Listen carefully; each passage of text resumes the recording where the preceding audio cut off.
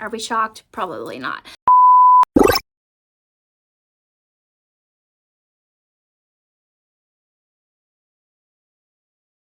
Hey guys, what's up? It's Ashley. Welcome back to my channel. I am here with the very popular booktuber recommendations tag that is floating around. I believe that Steph Bohr started this trend, so I wanted to jump on it too. I did notice it has even made its way over to Bookstagram, and people are now posting this tag as posts there. So it's just really fun. Everybody's doing it, so I wanted to do it too. So let's just start. All right, so I have my laptop in front of me because I know I'm going to forget these questions. So number 1, a book you tell people is your favorite. Okay, hold on. Okay, I'm going to be getting up and moving a lot to grab these books, so if I always look like I'm in a different position, that's why. So, All Roads Lead Here by Mariana Zapata. I read this last year, and I absolutely loved it. I was obsessed all the way through. I think it's safe to say this is my favorite Mariana Zapata book. If you don't know, this is slow burn, grumpy sunshine, single father trope. It is set in Colorado in this small town, and our leading character, Aurora, she is a little bit older of a main character. She's in her early 30s or something, and she moves back to her original hometown because her mom had recently passed away, and she wanted to go back to her hometown and hike her old mom's hiking trails to honor her memory.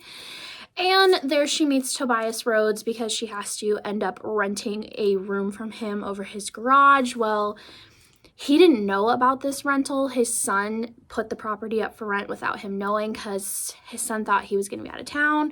So he doesn't want Aurora there. So he really does not like her in the beginning. And it's just this amazing slow burn relationship. But I absolutely love it. Okay, next we have a book that is your guilty pleasure. Okay. This is going to be fun. My guilty pleasure, this is really funny because this is actually technically my favorite book, but I don't tell people this is my favorite book.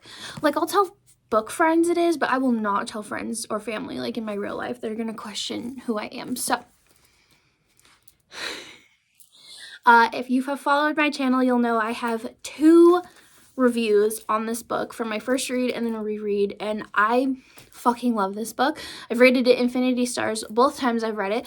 The second time I read it, I loved it even more than the first time, if that's even possible. This was written by my favorite author, Queen Penelope Douglas themselves, and yeah, this is taboo in the sense that our main character is going to have an intimate relationship with her step-uncle and 2 step-cousins. I do want to emphasize the step, though, okay? She is not blood related to any of these people.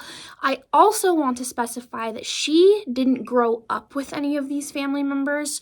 Her father and his stepbrother were very estranged. They did not like each other, and so when the book starts, Tiernan, our main character, she had never met them. She didn't know who any of them were. Our book does start off with Tiernan basically becoming an orphan because her parents were so in love with each other that when one of them gets a cancer diagnosis, they basically decide to go off with each other. And so Tiernan is almost done with high school. I think she's going to graduate into the next year or something, and she gets a call from Jake, Uncle Jake, and he says that your parents left your care to me.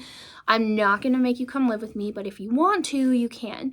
And at this point, Tiernan just wants to escape. She wants to go to a place where nobody's going to know her, anything like that, and so she takes him up on his offer, and she moves out to the mountains with him and his sons. And this book is just so incredible. It is not going to be for everyone, though, so definitely check your trigger warnings. But if you want good escapism and you want to get out of a slump, I highly recommend this book. Next is a book that everybody loved that you didn't.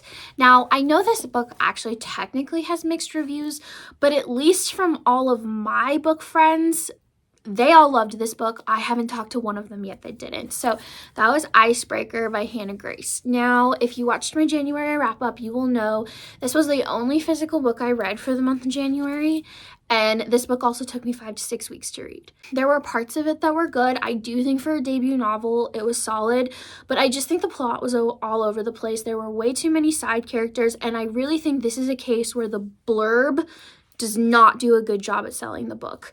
I think that the blurb paints this book into being a certain thing that it's gonna be, and it ends up being totally not that thing. Okay, so the book sells you that Nathan and Anastasia are going to become figure skating partners because Anastasia's gonna need him. But I will say that the figure skating partner part for them, like, we hardly got any scenes, we hardly got any of it all. I don't know. It was just a lot. I also thought the characters were very one-dimensional and dry. I did think Nathan was okay. Like, he was a cinnamon roll boy, but there wasn't a whole lot of depth to them. And I had a lot of my book friends that were, like, literally saying in their Instagram stories that there was crack in this book and that they couldn't put it down. And so that's why I jumped at ordering it. And I annotated it like a little bit so I can't return it or sell it or anything, so I'm upset with myself for that. But yeah, this book was just very flat for me. Okay, up next is going to be a book that you read the fastest. So I have Ricochet. This is the second book in the Addicted/Calloway Sisters series. Now, I know this one is really short. I think it's like 250 pages, but I did fly through this in like an hour and a half. Maybe just under 2 hours. Like, I did not get up to go to the bathroom, get a drink, anything like that. I just kind of flew through it, and it wasn't the greatest thing I've ever read, but I will have to say it was really nice just kind of getting Lily's recovering arc and trying to get through her day-to-day life without Lo. I just found that very interesting. But yeah, that is the fastest book that I have read. Up next is going to be a book that you think deserves more hype, and I'm going to pick Ghosted by J.M. Darhauer. So I read this in February. It was one of my 5-star reads of the month, and I absolutely love this. This is an older book, and the fact that I hardly see anyone talking about it really surprises me. So this is a second chance romance. It goes back and forth between the past and the present. You get these really cool journal entries through our main character Kennedy, seeing through her eyes her story with Jonathan and how they had this epic romance when they were young and how they got to this point where they just couldn't be together anymore.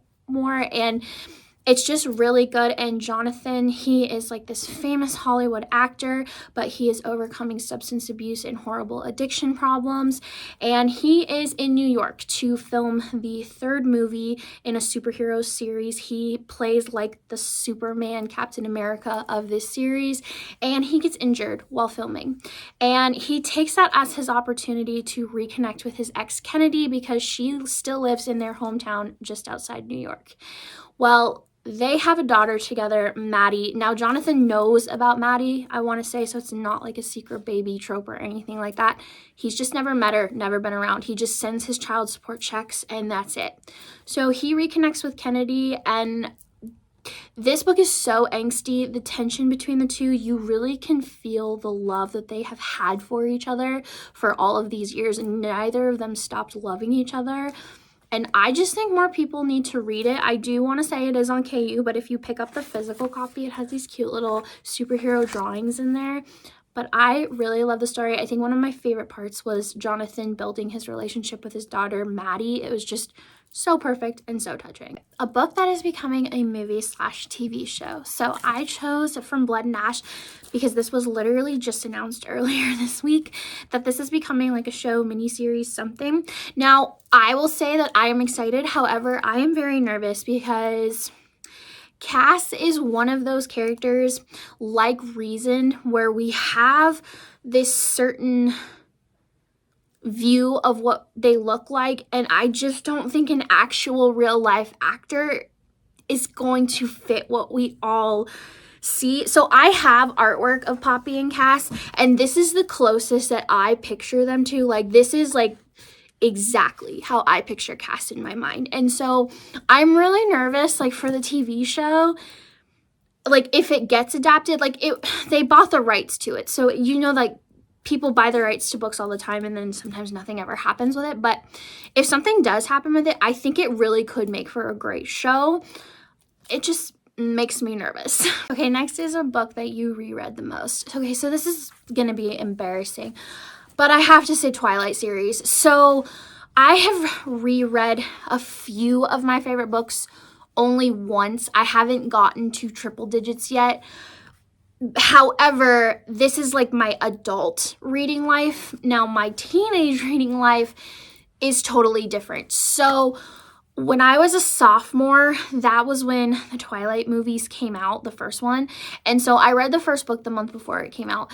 And when I tell you I became obsessed, it was scary. My parents were definitely worried about me. I was not like leaving my bedroom during the weekends.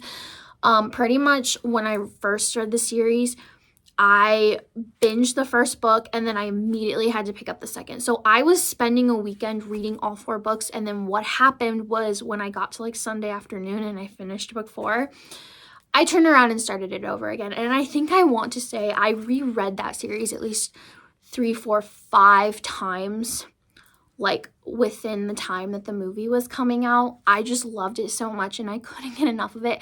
It was my first experience into books with romance. And then the funny thing is after that, I just never read any romance books again. Like I've always just been like a mystery thriller kind of gal. So, but yeah, Twilight is definitely what I've read the most. Next is a book from a genre you don't normally read. So I have Mary Jane. This is women's fiction. I don't really vibe with women's fiction. For me, books need to have something other than just day-to-day life going on. I either need romance, I need some kind of mystery thriller going on, I need something. And so women's fiction, I just don't really vibe with it. So I picked this up last summer. I actually audiobooked it while I was setting up my classroom, and it was so good. I really liked it. So this follows a 14-year-old girl in Baltimore this one summer that she ends up nannying for a rock star's daughter. And I just loved this story because the girl who was our main character, Mary Jane, she came from a very conservative, sheltered family. And so her mom had no idea what kind of family she was nannying for over the summer. She had no idea that these people were smoking weed, takeout, no home-cooked meals. It was just very chaotic. And Mary Jane really learns that not every family is the same. And to be the perfect family, it's not just this cookie cutter way that her parents have painted. And it's just a really good coming of age story. I really enjoyed it. So like I said, I loved the audiobook, but you could fly through this book super quick too. I think it's like just like under 300 pages. A book you think deserves all the hype. Say You Swear by Megan Brandy. I also recently read this one in February. It was my first 5-star read for 2023. I absolutely love this. This book has really, really been popping off everywhere. In fact, I was at Barnes & Noble the other day, and it was the first time that I have seen it on a shelf in a store. So that has to tell you how big this book is getting. I really think you should go in blind. That's what I did. But the setup of this book is that it is a college romance, it is a football romance, and it has a love triangle. I hate love triangles, but this book, just throw your expectations out the window, okay? This book is gonna change all of that. Noah Riley is gonna change your expectations on men completely. But I absolutely love this story, and I will say it does put you through the emotional ringer. It has a lot to it, but it is 100% absolutely worth the hype. Okay, next we have a book you usually recommend when asked to give a recommendation. So that is going to be Punk 57 by Penelope Douglas. Now, this is my go-to book when people come to me when they want to try a dark romance for the first time, or if they want to try a bully romance, which basically is the same thing. But I always recommend this, and the reason why is because this is the first contemporary romance that I ever read. This is the book that like started me into making a TikTok, a Bookstagram, BookTube, all of that. This is the book that like brought a whole new obsession to romance for me. So I love it, and I always recommend it to people, and so far the people that I have recommended it to, they all really love it. None of them have come back and been like, Ashley, what the fuck are you doing to me? So this is a high school romance. It's a pen pal relationship between Ryan and Misha. They met in 5th grade, or like they met online in 5th grade, and they just had such a fun pen pal relationship that they decided to continue it until they graduated high school, and they made a promise to each other to never look each other up online. they meet each other one night at a party. Misha knows it's Ryan. Ryan doesn't know it's him. And he's instantly put off by her because she's opposite of everything her letters say she is. And so they just go down this interesting relationship because Misha ends up transferring to Ryan's school later on, but he never tells her it's him. And it just makes for a really fun bully romance. But I always recommend this to people when they want to like dip their toe into the genre. This is also a great read if you want to try Penelope Douglas and you've never read any of their books. This is a great one to start with. Next is a book that has your favorite characters, and I'm gonna go with Zodiac Academy. So if you've read only the first book, you might be thinking, why? These are all really shitty and terrible people. And yes, that is correct. However, this series has some of the most amazing character development I have ever read. When I tell you, I hated most of these characters after reading the first book, and then by book 4, I'm like, I will fall on a sword for these people. There is heavy fated mates romance in here. I will say this is not reverse harem. It's not why choose. They all have their special someone, but I love the characters in this book. Tori's my favorite twin, but I also love Darcy. Darius is my favorite guy ever, like across any book, but I also love Lance O'Ryan. And then Seth and Caleb, I love them. Max, I have issues with it sometimes, but he's growing on me. Then you have Geraldine. I just love the characters. It's such a fun world, and it makes you want to hang out with them when they're not all trying to kill each other. Then we have a book you wish you could live in. So I am going with the Dreamland Millionaire series. And that is because in this world, this is basically Disneyland, okay? And I am obsessed with Disneyland, okay? I have Disneyland decor throughout my house. My classroom in school is decorated in a vintage Disneyland theme. It's just what I'm all about. And so if I could be married to one of these Kane brothers and basically inherit all of Dreamland, Disneyland, whatever, yeah, I'm totally set, okay? So I probably wouldn't want to trade places with Zara because I don't want to be with Rowan. He's just too high maintenance. You know what? Give me Cal. I will trade places with Lana because she complained about him too much. So, but yeah, I would totally live in this world. I would be a rich, wealthy wife and then just go like walk the parks all day long with our kids. Yeah, give me that life. I'm all for it. Okay, then we have a book you thought you would hate but ended up loving. So I have You Deserve Each Other. I read this in November of 2021, and I'm going to be honest, the only reason that I ordered this book to have on my shelf was because I was tagged in a Bookstack name challenge, and I had no books that started with the letter Y. And so I bought this just for that.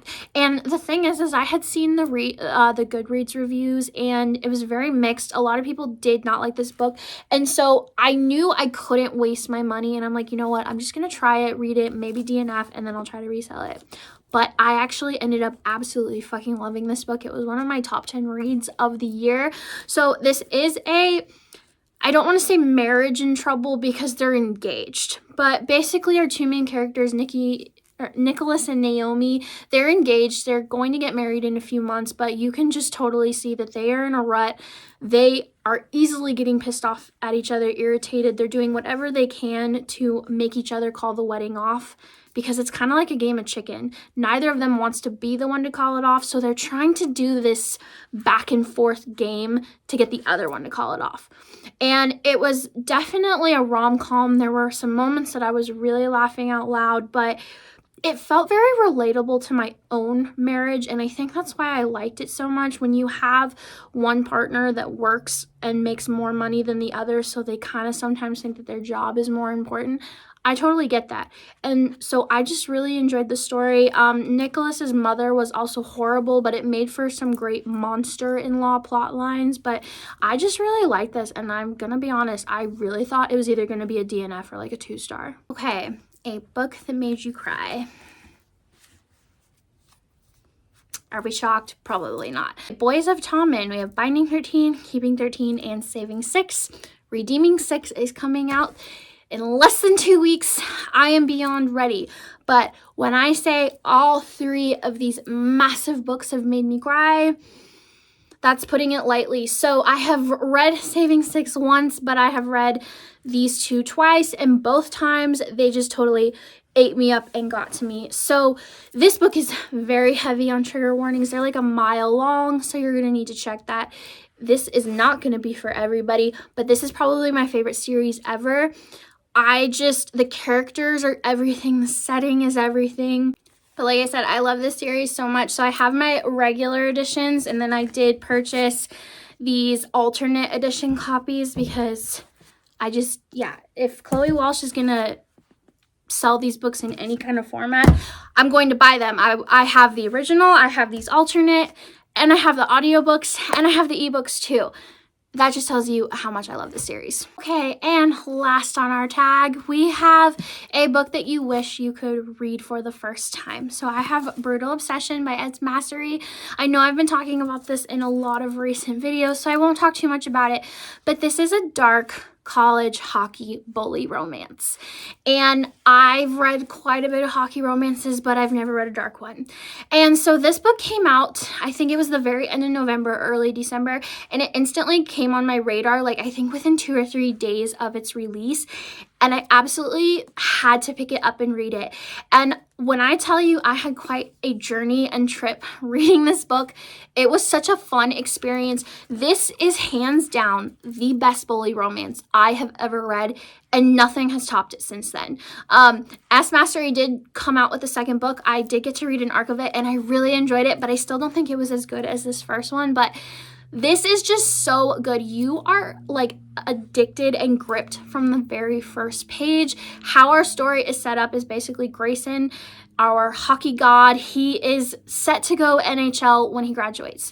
And one night he screws up massively, and he basically gets into this collision with Violet, our female main character. And this collision causes a lot of personal life damage to Violet. You're gonna fast forward 6 months later where these two end up at the same college, and Violet basically has all this information in her hands that can totally blow up Grayson's life and his future hockey career. And so to make sure that never happens, he blackmails her and bullies her, and the things that he does, wow, it was insane. It was definitely giving me Nate from Euphoria vibes. He was so unhinged and crazy, but man, this book was so good, and to be able to read it again for the first time would just be everything. Okay, well, thank you for joining me for my version of this recommendation tag.